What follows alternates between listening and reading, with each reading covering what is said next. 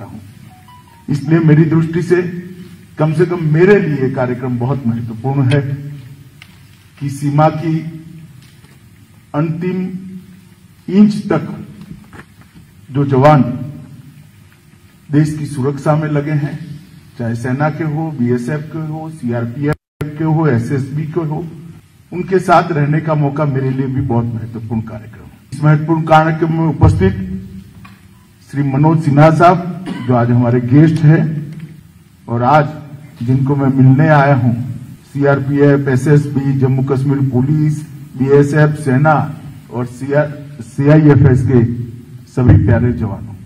आज का ये कार्यक्रम मेरे 3 दिन के जम्मू कश्मीर के दौरे का अंतिम कार्यक्रम है और मैं निसंकोच मीडिया के माध्यम से पूरे देश में जाने वाला है, मगर मैं निसंकोच कह सकता हूं सबसे महत्वपूर्ण और उपयोगी कार्यक्रम ये आज का अभी का हमारा कार्यक्रम।